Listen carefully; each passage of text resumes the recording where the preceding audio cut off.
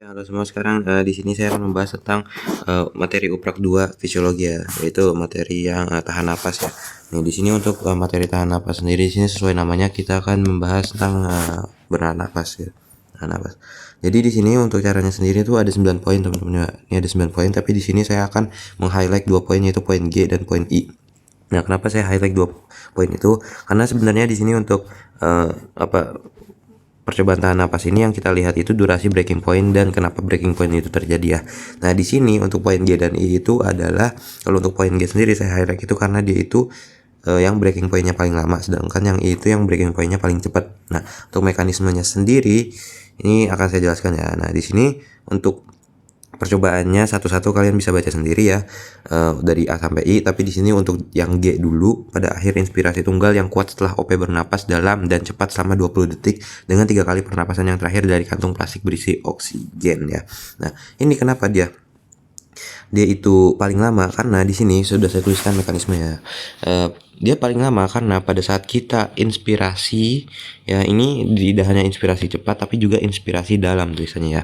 Jadi berinspirasi dalam dan cepat sama 20 detik ditambah lagi dengan kantung plastik berisi O2 tuh di 3 kali pernapasan terakhir, sehingga kombinasi dari inspirasi kuat dan oksigen murni ini itu membuat tekanan parsial oksigen tuh meningkat ya.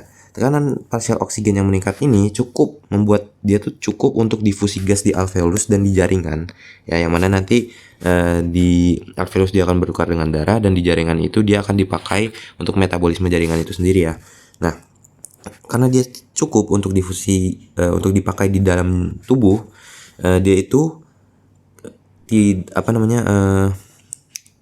kemoreseptor itu lama teraktivasinya karena kadar oksigen dalam tubuh tuh tinggi ya, sehingga kadar oksigennya tinggi dan kadar karbon dioksidanya itu masih stabil dan kadar oksigennya itu tidak turun, tidak hipoksia, sehingga kemoreseptornya itu tidak teraktivasi, lama teraktivasinya ya. Sehingga karena kemoreseptornya itu lebih lama teraktivasinya, itu membuat breaking pointnya itu menjadi lebih lama gitu, karena kemoreseptornya tidak mengirimkan sinyal ke medulla oblongata ya, ke dorsal respiratory group, dan tidak membuat adanya kemauan untuk ventilasi gitu, untuk bernapas, sehingga breaking pointnya tuh lebih terjaga lebih lama gitu. Itu untuk mekanisme yang pertama yang paling lama. Nah, untuk yang kedua ini paling cepat nih, itu adalah pada akhir inspirasi tunggal yang kuat segera sesudah OP berlari di tempat selama 2 menit. Ini artinya kan ada kerja otot ya. OP berlari di tempat selama 2 menit ini. Ini ada kerja otot. Ini kan kenapa dia paling cepat breaking pointnya? Karena pada saat dia berlari 2 menit, setelah itu kan dia kan ada kelelahan ya. Ada kelelahan sehingga dia menghasilkan H+. H+ yang naik ini membuat pH-nya tuh turun. H+ naik tuh membuat pH dalam tubuh, pH dalam darah turun, sehingga karena pH dalam darah turun itu dia itu mengaktifkan kemoreseptor perifer ya. Kemoreseptor perifer aktif dan dia akan mengirim sinyal ke medulla oblongata, ke dorsal root ganglion, ke dorsal respiratory group, dan membuat adanya kemauan untuk bernapas, sehingga dia ini akan melakukan hiperventilasi untuk memasok suplai oksigen yang cukup untuk tubuh gitu. Nah, di sini faktor-faktor ini kemungkinan ditanya ya, faktor-faktor yang menyebabkan terjadinya breaking point itu ada kenaikan karbon dioksida, penurunan oksigen, dan H+ naik ya.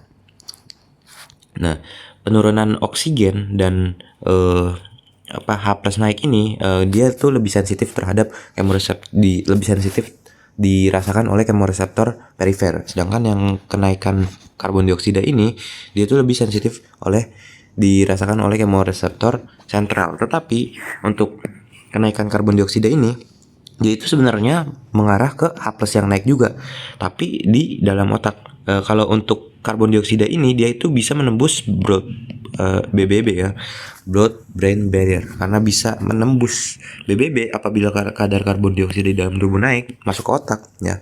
Cairan di dalam otak, karbon dioksida itu akan bertemu dengan cairan cerebrospinal fluid ya, yang mana itu kan karbon dioksida tambah H2O itu dia bakal jadi asam bikarbonat sama H+ gitu. Rumus kimianya lupa, asam bikarbonat apa. Nah, tambah H+. Nah, H+-nya ini yang menyebabkan dia tuh mengaktifasi si kemoreseptor sentral di otak gitu.